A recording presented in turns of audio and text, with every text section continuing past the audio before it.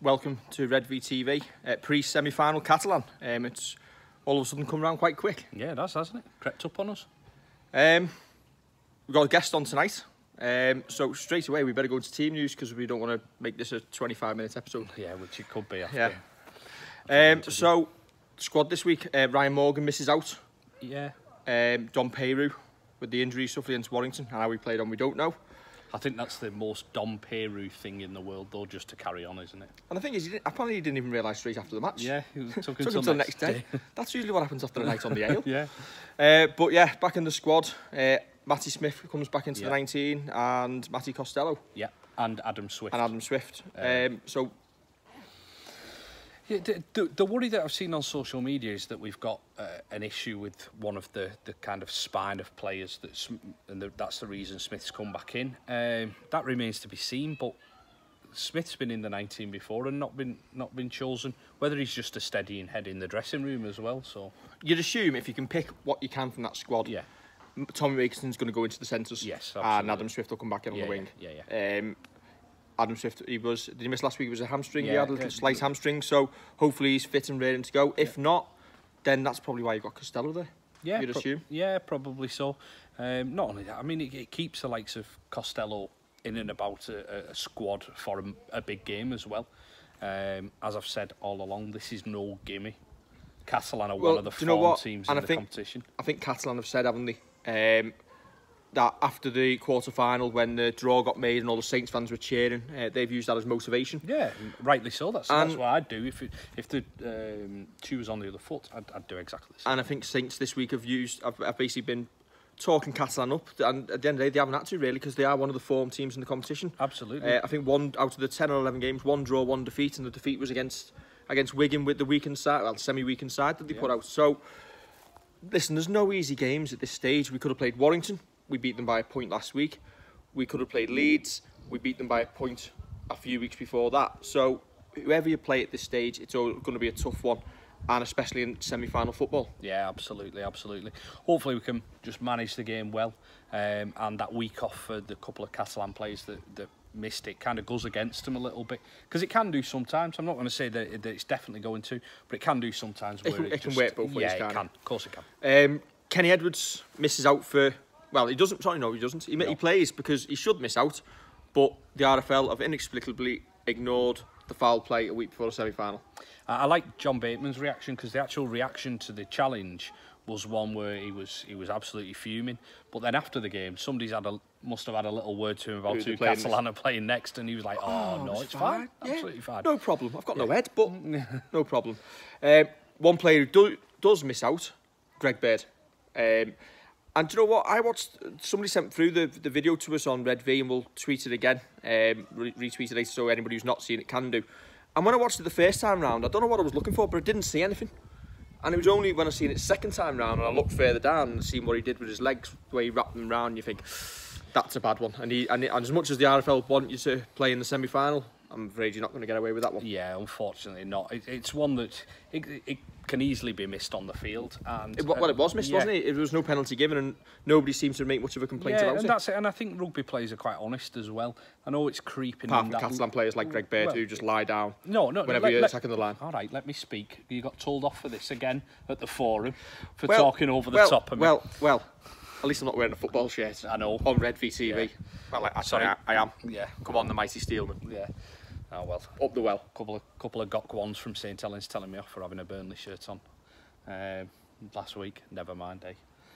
Not going to start listening to comments now. Not after 2 years ago. Pelters. I've told you to wear the Catalan shirt on Sunday. Yeah. Right, we're off topic again. I can't remember what we were talking about. I don't care. Right, anyway, we've got a guest this week. We're going to keep this short at 4 minutes because Kev went along to the forum Wednesday night at Saints and managed to grab Dave Howarth. We asked him for a couple of minutes of his time and got 10. So, yeah, is Kev talking to Mr. Howarth. I look very uncomfortable in the interviewing thing. And one thing that I have learnt from you when interviewing is not to interrupt people.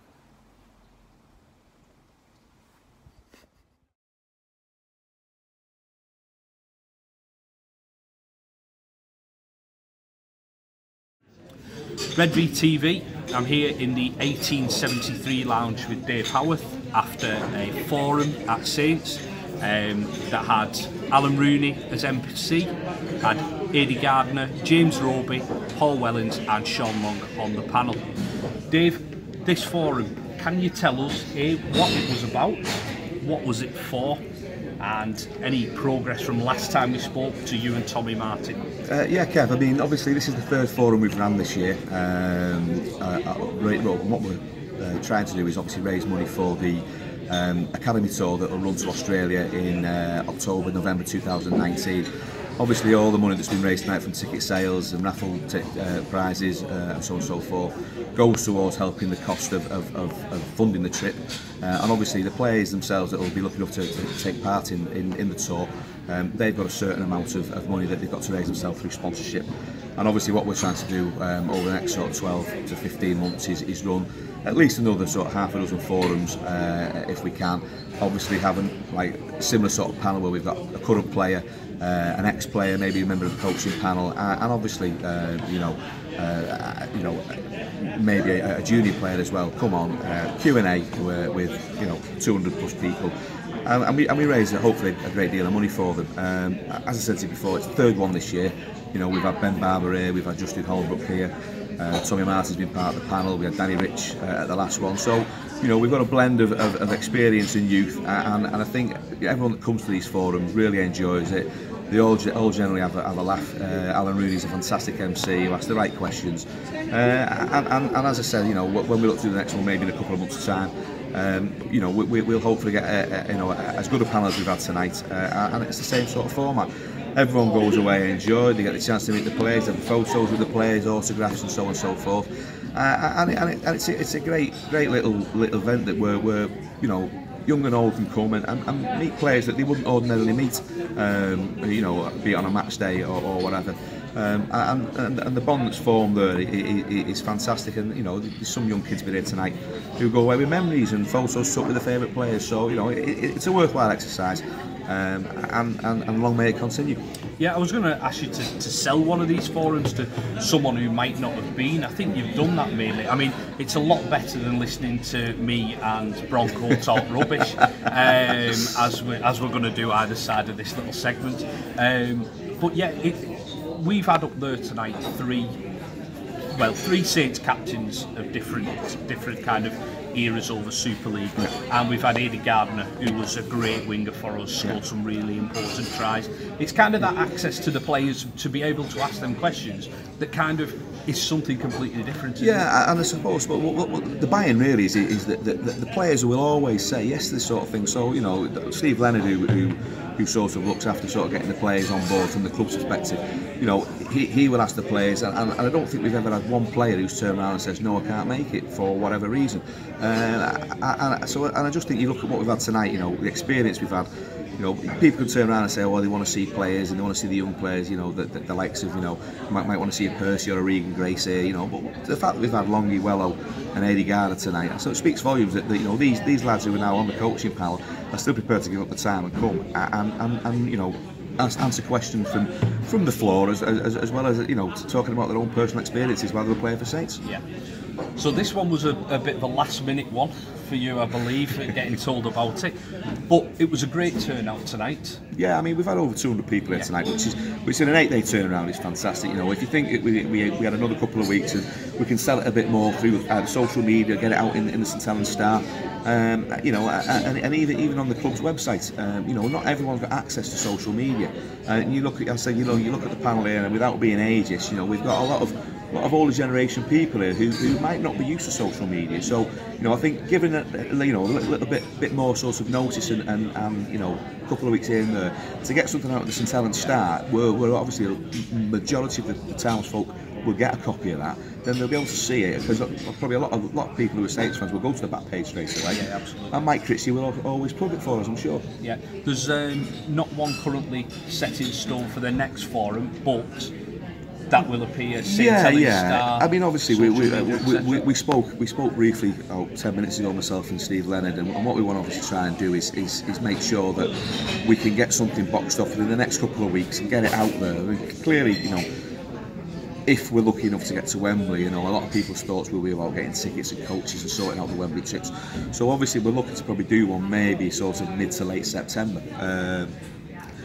You know, and that's the plan, and obviously get a different panel, four different speakers, and therefore then, you know, it would be great to see a packed house here where we get between 250 and 300 people.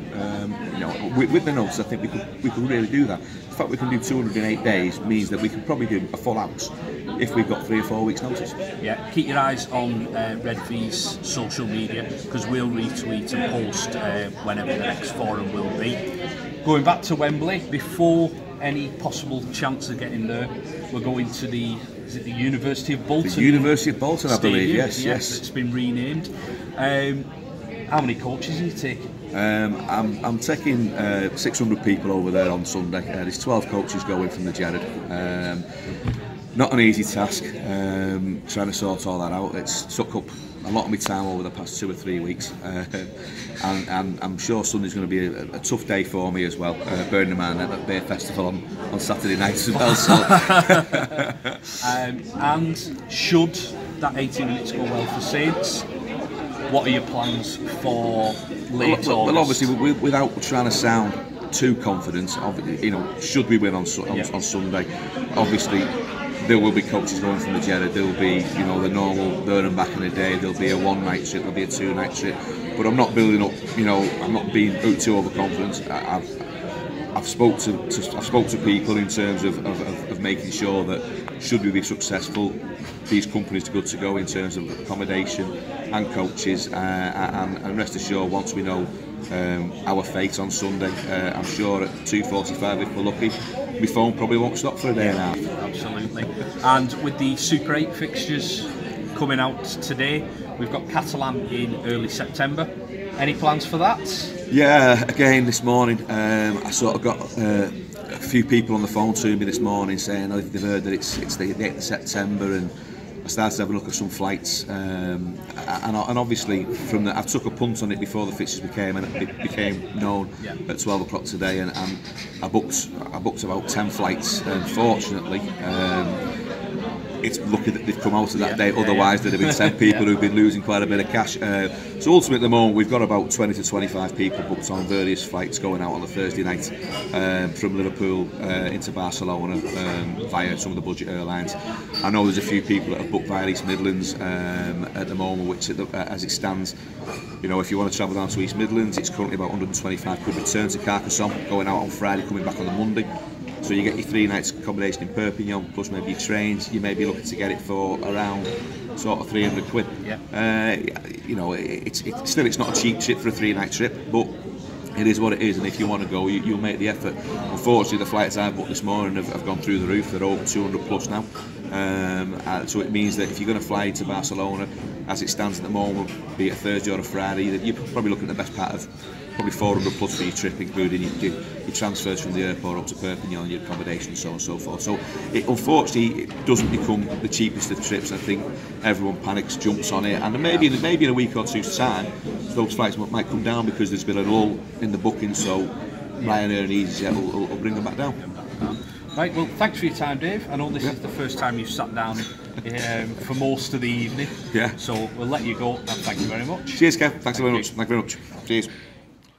Well, Kev, that was very professional indeed. It really wasn't.